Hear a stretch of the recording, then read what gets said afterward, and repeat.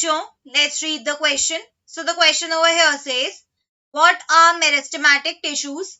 Explain with the help of suitable diagram. Give their classification on the basis of their position in the plant body. तो question में कह रहे हैं कि meristematic tissue क्या होते हैं. मेरिस्टेमेटिक टिश्यू के पोजीशन के बेसिस पे मेरिस्टेमेटिक टिश्यू की क्लासिफिकेशन हमें बतानी है और हमें डायग्राम के थ्रू उनको एक्सप्लेन करना है. तो इस क्वेश्चन का की कंसेप्ट क्या हो जाएगा? इस क्वेश्चन का की concept would be meristematic tissue. Meristematic tissues. तो मेरिस्टेमेटिक टिश्यूज क्या होते हैं? Meristematic tissues are plant tissues. ये ऐसे टिश्यूज होते हैं जिनमें सेल्स के पास एबिलिटी होती है to divide. So we can write over here that meristematic tissues are plant tissues made up of cells having ability to undergo cell division. ठीक है. और इस मेरिस्टेमेटिक टिश्यू से रिलेटेड ही एक और टर्म होता है जिसे हम क्या कहते हैं? जिसे हम कहते हैं मेरिस्टेम. तो मेरिस्टेम क्या होता है? मेरिस्टेम वो रीजन होता है जहां पर मेरिस्टेमेटिक टिश्यू हो. ठीक है. Meristem is a region where cells have ability to divide. ठीक है. मेरिस्टेम्स हम इन्हें कहते हैं. अब मेरिस्टेमेटिक टिश्यू की पोजीशन को हम देखते हैं through diagram. So this is diagram showing position of meristematic tissues. ठीक है. तो यहां पर हमने एक शूट बना रखा है, एक प्लांट शूट बना रखा है. तो इस शूट के टिप्स पे, इसके टिप पे एक मेरिस्टेमेटिक टिश्यू प्रेजेंट होता है जिसको हम क्या बोलते हैं? जिसको हम बोलते हैं एपिकल मेरिस्टेम. क्या बोलते हैं? Apical meristem. राइट. देन जहां से लीव्स अराइज होती हैं उसके बेस पे, जहां से लीव्स अराइज हो रही है उसके बेस पे और इंटरनोड्स में. इंटरनोड हम किसे कहते हैं? इंटरनोड हम कहते हैं उस रीजन को जो दो नोड्स के बीच में हो. और नोड क्या होता है? नोड वो रीजन होता है जहां से लीव्स अराइज करती हैं. राइट. तो हमने यहाँ पे देखा कि जहां से लीव्स अराइज कर रही हैं उसके बेस पे और साथ में इंटरनोड्स वाले रीजन में भी एक टिश्यू होता है जिसको हम क्या कहते हैं? जिसको हम बोलते हैं इंटरकैलरी मेरिस्टेम. और मैच्योर प्लांट पार्ट्स के पेरिफेरी में, यहाँ साइड्स में, लैटरल साइड्स में एक और मेरिस्टेम होता है जिसको हम क्या बोलते हैं? जिसको हम बोलते हैं लैटरल मेरिस्टेम. ठीक है. ये कहां पे प्रेजेंट है?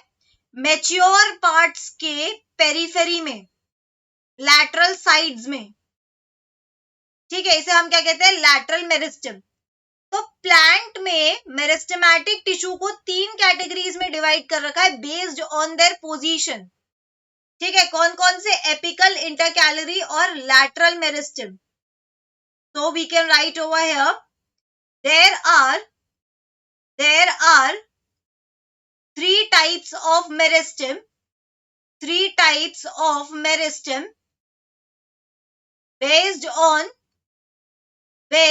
on their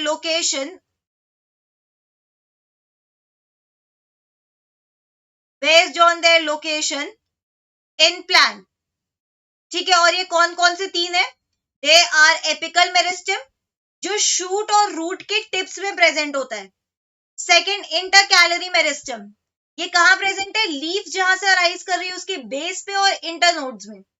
and third is lateral meristem जो पेरिफेरी में प्रेजेंट है ऑफ मैच्योर रीजन्स. राइट. तो हम यहाँ पे एक एक करके सबसे डील करेंगे.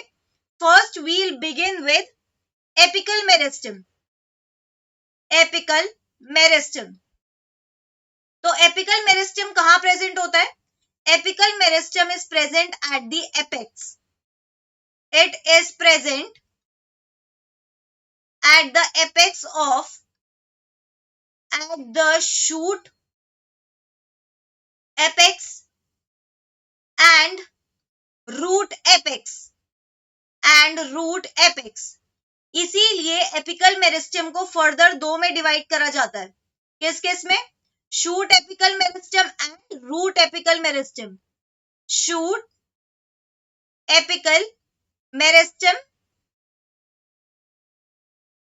And root apical meristem. Shoot apical meristem कहाँ प्रेजेंट होगा? शूट के टिप पे. और रूट एपिकल मेरिस्टम कहाँ प्रेजेंट होगा? रूट्स के टिप पे. Right, so we can write over here that shoot apical meristem is present at shoot tip, shoot tip, and ये कहाँ पे प्रेजेंट होगा? Root tip. और इसका फंक्शन क्या होगा? इसका फंक्शन होगा शूट की लेंथ में इंक्रीज कराना और रूट की लेंथ में इंक्रीज कराना. So we can write over here, it increases length of shoot and root, length of shoot and root. Right. Second meristem जिससे हमें डील करना है that is intercalary meristem. Intercalary meristem. तो हमने देखा इंटरकैलरी मेरिस्टम कहाँ present होता है? Intercalary meristem is present, we can write over here that it is present at the base of leaves, at the base of leaf stalk and internodes.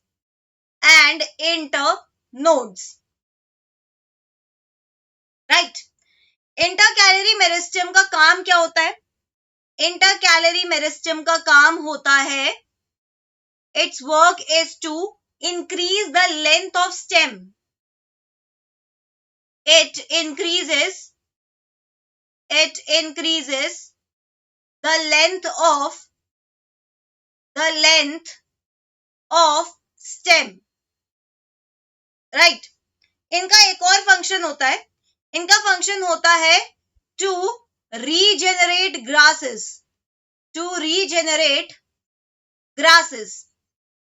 हमने एक phenomena देखा है कि जब भी ग्रासेस बड़ी हो जाती है तो उनको मोव डाउन कर दिया जाता है, उनको कट कर दिया जाता है. उनको जब कट करा जाता है तो उनकी टिप्स कट हो जाती है. राइट, यहां से उनकी टिप्स कट हो गई. जब उनकी टिप्स कट हो जाती है, एपिकल मेरिस्टम तो चला गया, फिर भी उनकी लेंथ इंक्रीज हो जाती है. कुछ टाइम बाद उनको फिर मूव डाउन करने की जरूरत होती है. क्यों? क्योंकि वहां पर इंटरकैलरी मेरिस्टम प्रेजेंट है, वो इस ग्रास की लेंथ को इंक्रीज करते रहते हैं. Right, so we saw intercalary meristem. Now third meristem कौन सा है? Third meristem is lateral meristem. तो ये लैटरल मेरिस्टम कहाँ प्रेजेंट होता है? ये लैटरल मेरिस्टम लैटरल साइड्स में प्रेजेंट होता है. किसके? रूट और शूट के. तो we can write over here, it is present in the periphery of